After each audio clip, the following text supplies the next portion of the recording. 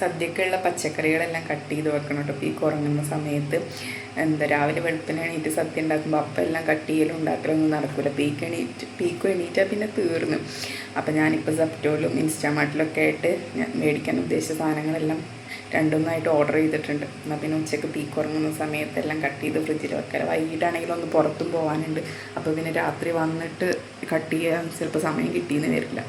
ചില സാധനങ്ങൾ സെപ്റ്റോയിലുള്ളൂ, ചില സാധനങ്ങൾ ഇൻസ്റ്റാമാർട്ടിലുള്ളൂ. അപ്പം രണ്ടിലും പാടായിട്ട് ഓർഡർ ചെയ്തിട്ടോ. ഒന്ന് വന്ന പാടെ തന്നെ മറ്റതും വന്നു. അങ്ങനെ എല്ലാ സാധനങ്ങളും കിട്ടിയിട്ടോ.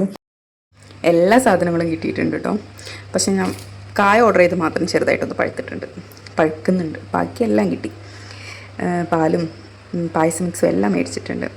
നമുക്കിങ്ങനെ സാധനങ്ങളെല്ലാം എപ്പോൾ വേണമെങ്കിലും ഓർഡർ ചെയ്ത് 10 മിനിറ്റ് വീട്ടിലെത്തുന്നതുകൊണ്ട് ഇപ്പോൾ സഞ്ജു ഇല്ലെങ്കിലും പുറത്ത് പോകാൻ പറ്റാത്ത സിറ്റുവേഷൻ ആണെങ്കിലും ആകെയുള്ള ആശ്വാസം ഇതാണ്. പെട്ടെന്ന് വീട്ടിൽ സാധനം വന്നോളൂ. എല്ലാം കിട്ടി. ഇനി അപ്പുറത്തെ വീട്ടിൽ വെക്കേഷൻ ആയതുകൊണ്ട് 2-3 പിള്ളേർ വന്നിട്ടുണ്ട്. അപ്പോൾ അവർ ഇടയ്ക്ക് വരുന്നു, പീക്കുവിനെ എടുക്കുകയൊക്കെ ചെയ്യുന്നുണ്ട് കേട്ടോ. അപ്പോൾ അവർ രാവിലെ വീട്ടിലുണ്ടായിരുന്നു, പീക്കുവിനെ കളിപ്പിക്കുകയും എടുക്കുകയൊക്കെ ചെയ്യുന്നിരുന്നു. അപ്പോൾ ഞാൻ ആ സമയത്ത് കുറച്ച് പച്ചക്കറികളൊക്കെ അരിഞ്ഞു വെച്ചു. അവിയലിനുള്ളതും സാമ്പാറിനുള്ളതും കഷ്ണങ്ങളും കുറച്ച് ഐറ്റംസൊക്കെ അപ്പം തന്നെ അരിഞ്ഞു വെച്ചിട്ടോ. ആ കൊച്ചാണ് വീഡിയോ എടുക്കുന്നത് കണ്ടപ്പോൾ വന്ന് നോക്കുന്നത് കേട്ടോ. പിന്നെ ചേന ഞാൻ പീക്ക് ഉറങ്ങിയ സമയത്തായിട്ട് കട്ട് ചെയ്തത്.